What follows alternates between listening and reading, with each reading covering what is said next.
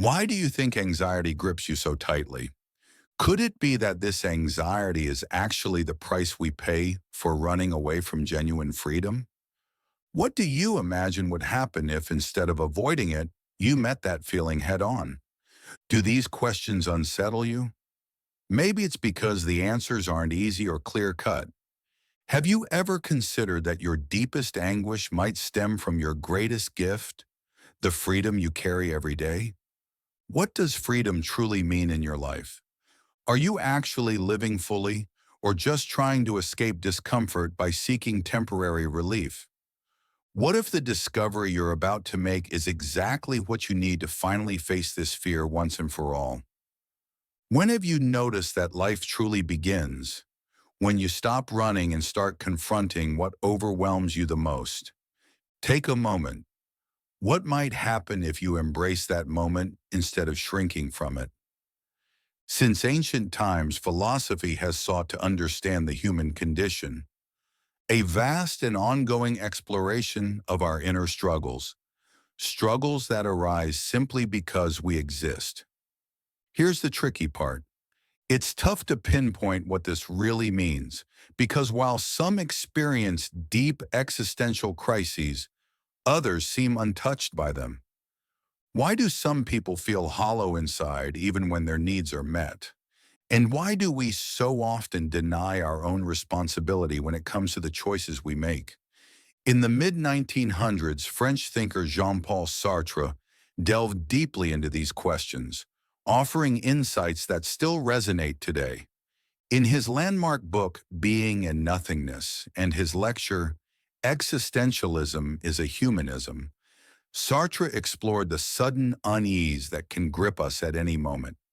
He invites us to ponder the true meaning of freedom, the challenges of being authentic, and especially the notion of bad faith, a concept he uses to describe when we deceive ourselves to avoid owning the consequences of our freedom. But let me be upfront. I'll be simplifying a lot. Being in Nothingness runs over 600 pages, and covering it all here isn't possible. My aim is to open a window into Sartre's thought, questioning what holds up and what we might rethink. So if you're ready to dive into this philosophical adventure, let's start with the core idea Sartre places at its heart: freedom. And trust me, it's far heavier than it appears. Sartre once said something that seems simple but is packed with meaning. We are condemned to be free. That phrase hits hard. On one side, it feels freeing. On the other, it carries a weight almost too heavy to bear. And that's precisely what Sartre meant. We're not talking about the trivial freedom to pick chocolate or vanilla ice cream. We're talking about a profound kind of freedom, one that involves the choices that define our existence.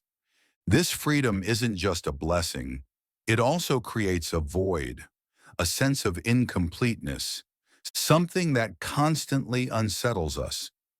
For Sartre, being human means living with this nothingness. And by nothing, he's not speaking literally, but about the absence of a final, fixed essence. Consider lifeless things like a rock. It's simply what it is. It doesn't have to do anything else, doesn't seek change, and feels no longing or distress. It just exists.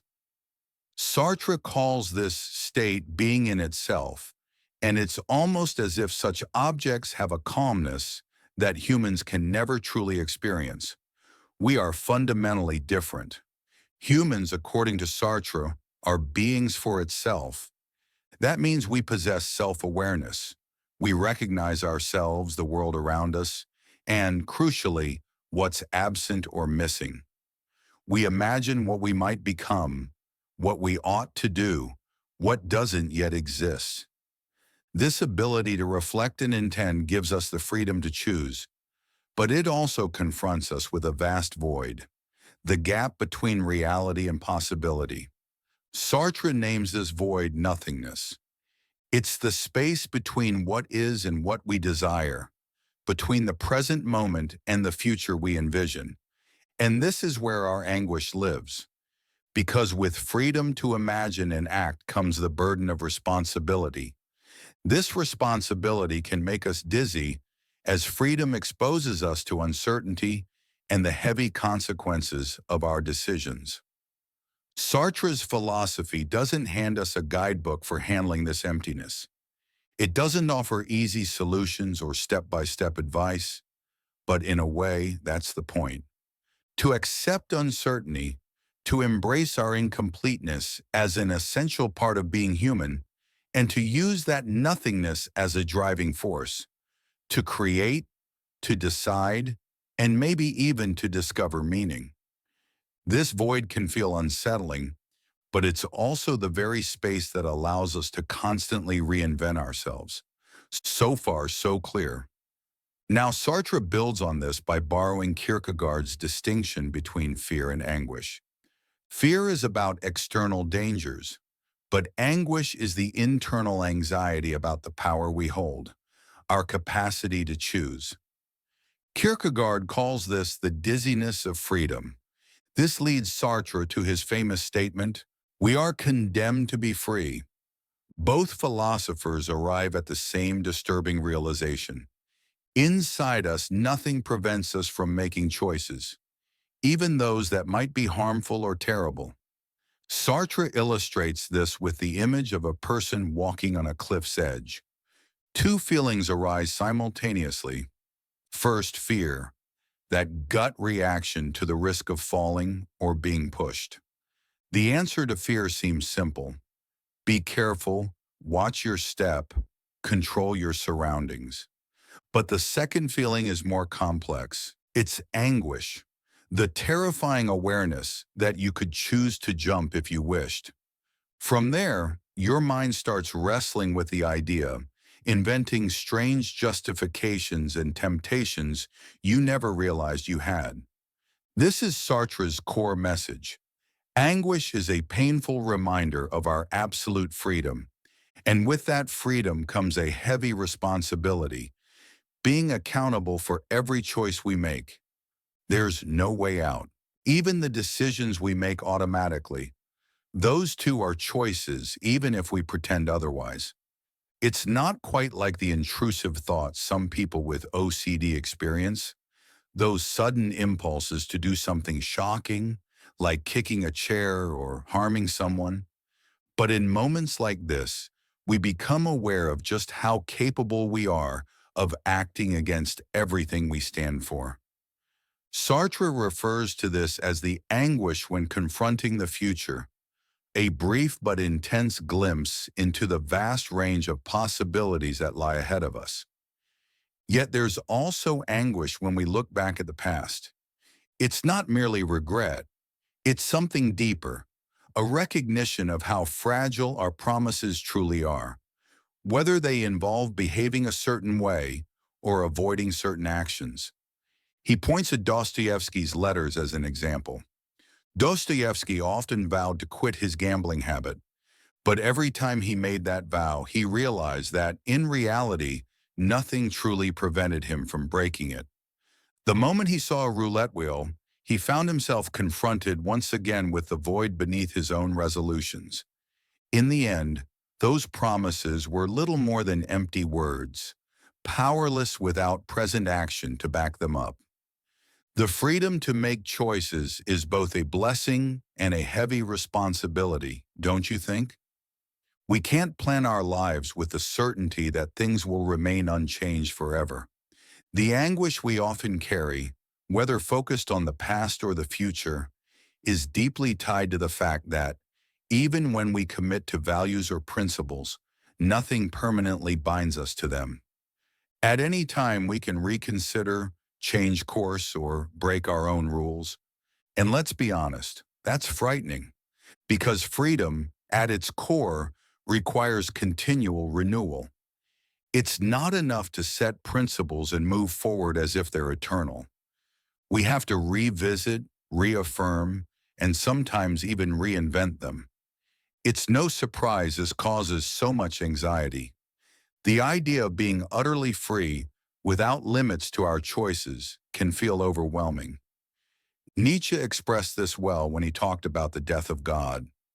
Once we remove any divine, cosmic, or predetermined authority, we are left alone to bear complete responsibility for our lives. There's no handbook to follow, no destiny already written. It's like being dropped into a vast, unknown world where we're free to do anything, but also free to make huge mistakes. This absolute freedom is both a gift and a tremendous burden. As Nietzsche put it, it's an opportunity, but also a weight to carry, because we're not just accountable for our actions. We are the creators of the very values that guide them. There's no one else to blame, no universal system to save us. It's just us, facing the world, navigating the darkness, constantly judged by others, and, perhaps hardest of all, by ourselves. The challenge grows even more complicated when we recognize that this freedom opens the door to choices that may be harmful or morally questionable. That's why thinkers like Schopenhauer and Dostoevsky spent so much time pondering the effects of religion's decline. Without a firm foundation of beliefs to cling to, we're forced to face an overwhelming array of possibilities, many of which can be frightening. Ironically, it seems that the awareness of our freedom strikes hardest precisely during our most comfortable moments. When we're caught up in survival mode or deeply focused on a demanding task, we tend to forget the heavy burden that freedom carries. But once we find safety and stability, that question resurfaces with renewed intensity, like a persistent shadow that never fully fades. Ultimately, perhaps the true challenge lies in learning to coexist with this freedom, accepting it as an essential part of ourselves without becoming immobilized by the fear of making mistakes. Because at its core, it is this very ability to choose that allows us to create, step by step, the lives we want to live. Have you ever paused to consider just how heavy freedom can feel? That kind of deep reflection that hits when we realize the enormous responsibility resting on our decisions. Why aren't more of us completely overwhelmed by this sensation? Sartre offers an intriguing explanation. He believes some people do experience this anguish intensely, but most of us develop ways to avoid or escape that discomfort. One of those ways, perhaps the most fascinating, is what he calls bad faith. Think about it. Have you ever wished to flee from yourself? To give up all that freedom for something simpler, something that didn't demand so much mental effort? Maybe to become like a stone, a dog, or at least someone with a fixed, unchanging sense of self. Sounds like it would ease the pressure, doesn't it? The truth is, these questions become even clearer in times of crisis. Like the stage when you're no longer young and still figuring out your place in the world, or when your children move out and the routines that once shaped your life disappear. At moments like these, the autonomy we once cherished can suddenly feel like a heavy weight. But instead of facing it directly, we often trick ourselves. And this is exactly where bad faith plays a role. Sartre defined it as a kind of self-deception, not the everyday lying we do about trivial things, but a deeper denial of our own freedom, as if we could somehow escape the responsibilities it brings. Sounds a bit abstract, right? But Sartre makes it more relatable with examples from daily life. We all perform roles. Take a waiter, for example. He smiles, pays attention to customers, recommends dishes, and knows the menu inside out. It's almost a performance, a deliberate act that's part of his job. That doesn't mean he's living in bad faith, provided the waiter fully understands that he's choosing to play this role. That's perfectly fine. The trouble begins when he starts to think he is nothing but that role, that his entire identity is tied to being a waiter. At that point, he's fooling himself, limiting himself to something fixed and denying the freedom to be so much more. At its essence, bad faith is a way to avoid facing the uncomfortable reality that we are always free to choose who we become. As Sartre points out, embracing this freedom is tough, but it's also the only path to truly living. So the next time you catch yourself retreating behind a role, ask yourself, am I being genuine with myself? Or am I shirking the responsibility that comes with freedom? Sartre had a compelling perspective on how people form their identities. He argued that bad faith emerges when someone decides their identity is fixed and unchangeable. Consider a waiter who begins to believe he is nothing more than a waiter, not just someone performing that job, but that it defines his very essence and limits his possibilities. For Sartre, that's bad faith. It's a kind of faith because it requires a leap to accept that identity as an absolute truth. But it's bad because, in his view, this belief is an illusion, and even worse, a rejection of the freedom we all have to constantly reinvent ourselves. At its root, this stems from the human wish to be something complete and finished, without any more choices to make. And let's be honest, who hasn't felt the temptation to escape the endless fatigue of deciding all the time? This craving for a fixed identity even resonates with some Buddhist ideas of detachment. But Sartre interprets it differently. For him, the core of bad faith is the refusal to accept the responsibility that freedom demands. Remember Uncle Ben's iconic line in Spider-Man? With great power comes great responsibility. Sartre would argue that the same applies to freedom.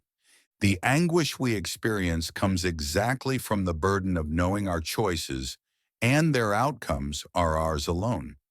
It's like we're all actors on a stage, and at the end of the play, everyone's blaming each other, forgetting that each one willingly chose to be there. For those curious about deeper philosophy, this idea still holds even in a deterministic universe, where freedom can be interpreted in nuanced, compatible ways. I won't dig too deeply here, or we'll get sidetracked. When someone reduces themselves only to the role of waiter, they're surrendering their autonomy, shedding the pressure freedom brings. Sartre would say this is running from responsibility, hiding behind a mask. But here's a twist. The answer isn't simply to just be yourself. Sounds straightforward, right? Yet for Sartre, that can be just another trap. Claiming this is who I am, period, can become a new form of bad faith because it still confines us to a rigid, closed-off definition. And here's where it gets really interesting. How many times have we heard, or even said, something like, "That's just how I am. Take it or leave it"? It sounds freeing, but isn't it just another way to avoid freedom and the burden it carries? Have you ever noticed how we sometimes excuse our actions by saying, "I'm hot-headed, it's just how I was raised"? It's almost like we want to seal our personality as if it were an undeniable fixed truth that everyone else must accept. But does it truly hold up under scrutiny? If Sartre were here, he'd likely give us a firm reality check for falling into that kind of thinking. Why? Because for Sartre, believing in a fixed, true self is a huge form of self-deception. He saw it as a classic case of bad faith, a way we trick ourselves into thinking we have no choice, that we're simply this way. And honestly, that feels pretty safe. It's like giving ourselves permission to live out a script that's already written, all while pretending we aren't just playing a role. But that comfort comes with a price, surrendering the freedom to become something more. Now think about it. How many times have you heard or even said something like, "He's just being himself"? It sounds innocent enough, but it's actually a subtle way to dodge responsibility. It implies that our actions and behaviors are beyond our control, as if they stem from some unchangeable essence. Sartre, however, viewed this as a kind of imprisonment, a way of shrinking ourselves into a caricature. He argued that holding tight to this idea of fixed authenticity stops us from embracing what we truly are, beings constantly evolving. And here's where things get really fascinating. Sartre insisted that our freedom isn't just a gift, it's also a burden. It forces us to confront life directly, owning every decision we make. Sounds scary, doesn't it? Because accepting this means acknowledging that our failures, and yes, our mistakes too, are entirely ours. But at the same time, it's freeing. It gives us the power to shape our lives through conscious choices, rather than hiding behind excuses like, that's just who I am. Of course, living this way takes guts. It requires facing risks and accepting that things won't always go your way. Sometimes it might even lead to failure. Yet Sartre believed the alternative was far worse, living a numbed, conformist life. That nagging feeling that something's off, like you're disconnected from your own self. That's the anguish of realizing you spent your life acting out a role you never truly wanted. Remember Ivan Ilyich from Tolstoy? He's the perfect illustration of this. He followed society's script, only to discover in the end that it was all a sham. So the big question is, are we genuinely living or just settling into a version of who we think we are? Because maybe the authenticity we seek isn't about finding ourselves, but about creating ourselves day by day. Could Sartre be onto something? Is living a life that isn't authentic really that terrible? He argued that anguish is the price of a true existence. But do we agree with that? The idea of being in control of our lives is undeniably appealing. But is it really as desirable as it seems? Many treat this as a given in existential discussions, but I think it's worth questioning. After all, not every solution is the best path forward. I'm genuinely curious. What are your thoughts on this? So far, this might sound a bit heavy, right? But hang on. We're diving into our relationship with ourselves. Things get even more intriguing, and honestly, more complicated when we bring other people into the mix. The unpredictability and chaos of human connections add new layers of challenge that can either empower us or throw us off balance. If you want a sharp insight about human nature, Michel de Montaigne is a great place to start. In his essays, he drops lines like this: "There is nothing so unsociable and so sociable as man." Genius. Montaigne noticed how both solitude and social interactions shape who we become. Though he personally favored solitude, he never denied how profoundly others influence our awareness of ourselves. In fact, much of ancient philosophy focused on tackling the troubles that come from caring about others' opinions. Think about Marcus Aurelius, Seneca, Epictetus, the Stoics, who continually reflected on managing external judgment.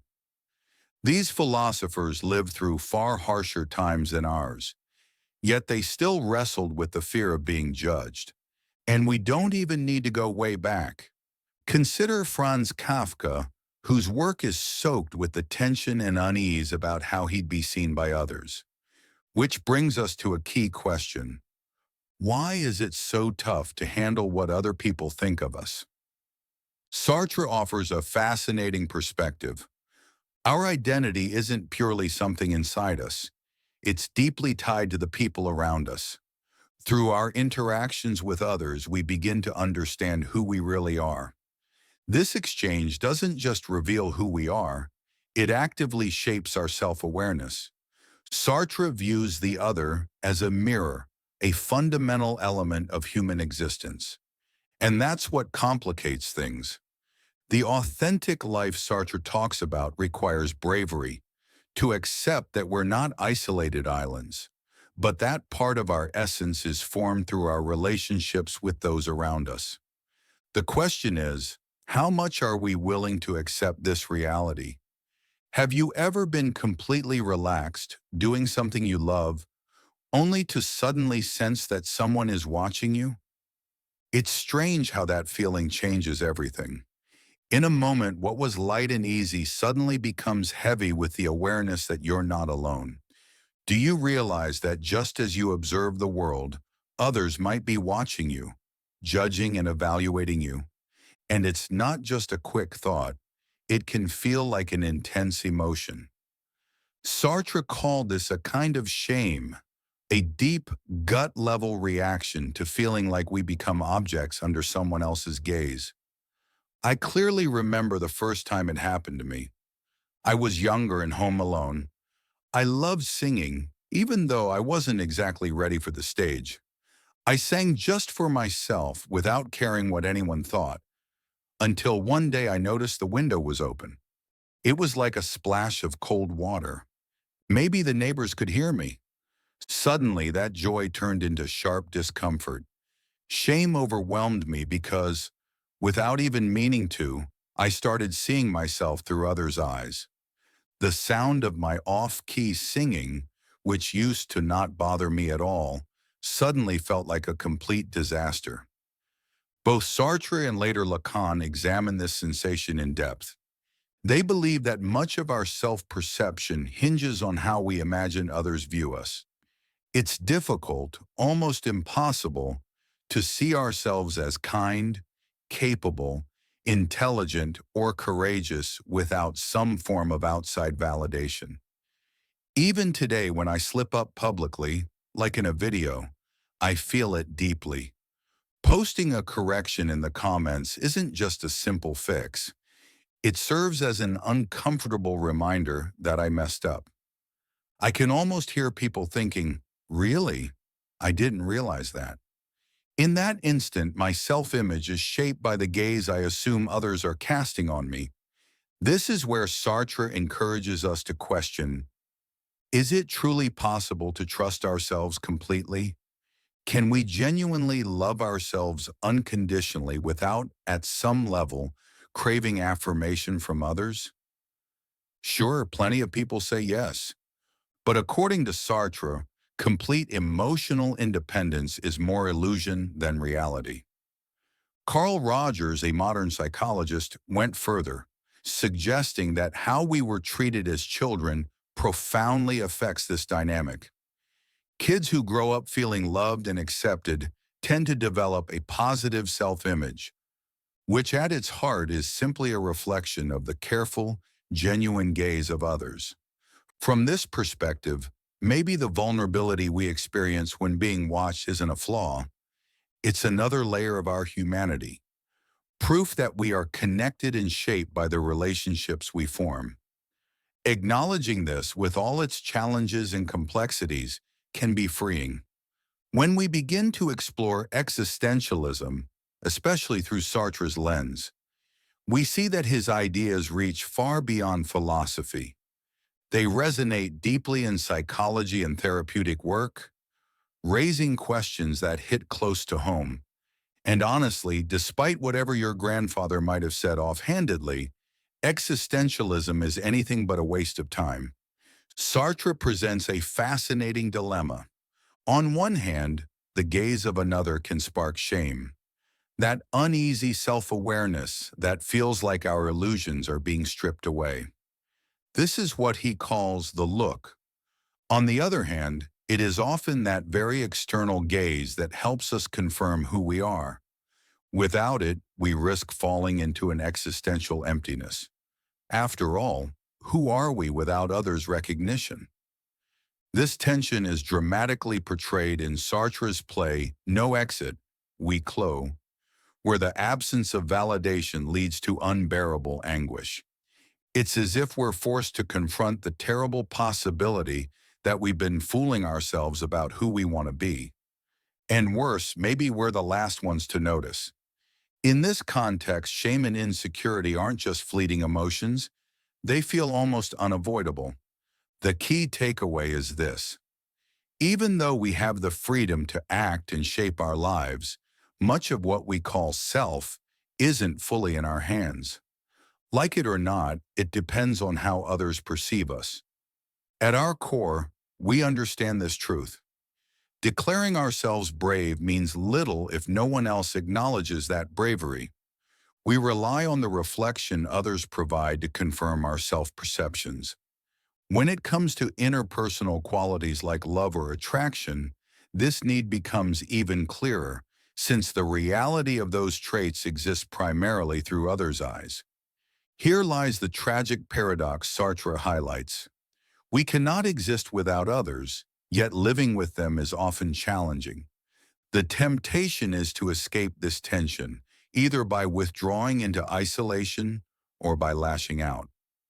One way of lashing out is what Sartre terms bad faith, but the danger deepens when we use the gaze of others against them, turning people into objects as a form of unconscious retaliation.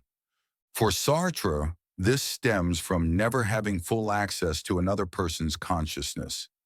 We perceive others as a blend of subjects and objects, yet there is a possible way forward, or at least a path, to acknowledge this dynamic, accept our vulnerability under the watchful eyes of others, and still choose to live authentically. It's no easy feat, but perhaps it's the most genuinely human way to exist. See, it's tempting to simplify those around us, labeling them or boiling them down to one or two defining traits. It's like capturing a mental snapshot, but that image, however clear it appears, is misleading. It only seems complete because we deliberately overlook something crucial: the consciousness and independence that make them fully human. When we reduce someone to an object, we lose sight of the rich complexity of their being, and that almost never ends well, for them or for us. Jean-Paul Sartre, the philosopher who delved into freedom and the anguish it brings, offers a powerful insight here. When he talks about genuine relationships with others, he doesn't mean a shallow, just be yourself. Authenticity, in his view, is a profound commitment. And yes, it can be scary. It means confronting the fear of judgment while resisting the urge to shrink the other into something manageable or, worse, irrelevant. Instead, it's an invitation to honor the other's autonomy and to expect that they do the same for you. This process is uncomfortable but deeply human. If you're familiar with Martin Buber's concept of I-thou, you'll recognize similar themes. Sartre describes a level of connection that requires true vulnerability, the bravery to expose yourself to misunderstanding or rejection. Because that's the heart of it. We're judged constantly. There's no way around it. But for Sartre, trying to evade that judgment, pretending we don't need others' eyes or validation, is far more harmful. It's like denying yourself the chance to be fully seen as a human being and denying the other that chance as well. And here's the twist. Sartre isn't just the philosopher of existential dread and unavoidable anguish. He also glimpses a spark of hope within the human condition. For Sartre, being human means constantly evolving, a never-ending project. Often we long to feel whole, to reach a point where every question is answered and every choice made. But pause and consider, if that moment ever arrived, what would remain? Sartre argues that achieving such completeness would be like becoming an object, fixed, unchanging, without any future potential. Put simply, it would be akin to being dead. The true beauty of life, according to Sartre, is that we are never truly finished. There will always be fresh choices to make, new opportunities to seize, and different ways to relate to others. Yes, this involves facing judgment and embracing responsibility, but it's also what keeps us alive, fully and genuinely. It's interesting how many religious traditions mirror this human yearning for a final state, a kind of ultimate wholeness without surrendering free will. Take, for example, C.S. Lewis's vision of heaven. He depicts it as a place where we unite with God permanently, unchangeably, almost becoming something whole in itself. Yet Lewis stresses that we retain our consciousness and freedom. His image of servants becoming children suggests an optimistic spiritual harmony between completion and autonomy. Sartre, however, plays a different game. As an atheist, he cannot lean on metaphysical explanations to solve this puzzle. For him, the desire for a final endpoint is contradictory. To seek an end is simultaneously to accept becoming something fixed, a mere object. Instead, Sartre proposes that we are always in a state of becoming. We are an ongoing process, never a finished product. He illustrates this beautifully in Existentialism is a Humanism. One memorable example is the story of a young man who sought Sartre's advice. This student faced a difficult choice with no clear answer. He wanted to join the French resistance during the Nazi occupation, but knew this would break his mother's heart. She depended on him emotionally and had no one else. Staying would ensure her happiness. Leaving meant risking everything for a larger cause, with no guarantee of success. What does Sartre say? That there is no absolute right answer. The young man must decide what values he wants to create and live by. Choosing to fight meant risking pursuit of a greater but uncertain good. Choosing to stay meant committing to a smaller but certain act of kindness. The weight of that decision was crushing, but that's where the power lies. The choice itself doesn't just solve the dilemma, it shapes who the young man is and what he stands for. For Sartre, this is freedom, both a burden and an opportunity to craft one's own essence. That idea can feel terrifying, can it? After all, if we are the sum of our choices, each decision carries immense responsibility. Yet it's also liberating. It means we're not trapped by some fate imposed by outside forces. We are the architects of our own identity. Sartre contrasts this freedom with what he calls the spirit of seriousness. The belief that we enter the world with a fixed purpose, whether handed down by God or some universal order. This perspective, he acknowledges, is appealing. Ultimately, it's more comforting to believe that everything happens for a reason. However, for Sartre, this belief also restricts us. Accepting a predetermined purpose means surrendering the opportunity to create something truly unique, something that gives life meaning precisely because we choose it to. At his core, Sartre encourages us to embrace uncertainty. He argues that, rather than being a curse, the fact that we are always evolving is what genuinely defines our humanity. We don't have a fixed script to follow, and that is our greatest form of freedom. Sartre's insight is both profound and unsettling. When we fall into bad faith, we reduce ourselves to mere objects. It's as if we accept a fixed role, a predetermined fate, like a tool or a machine. But ironically, what makes human existence difficult is also what fills it with possibility, freedom. Sartre insists that instead of running away from it, we must confront it directly, even if it means facing the anxiety that comes with making choices. Only then can we truly become the authors of our own lives, not by controlling every detail, but by choosing the values that guide us. This, of course, requires courage and honesty. It calls us to look inside and ask ourselves, what kind of life do I want to create? Which values truly matter to me? And beyond reflecting, we have to take action, because ideas alone won't change the world. Compared to thinkers like Nietzsche, Sartre's approach feels more grounded. It's difficult, but achievable. He urges us to give up the desire to escape freedom, to stop wishing for someone or something else to make decisions on our behalf. Sartre refers to this as a purifying reflection, though he never fully defined what that means. Perhaps it's an ongoing practice of reminding ourselves that we are radically free.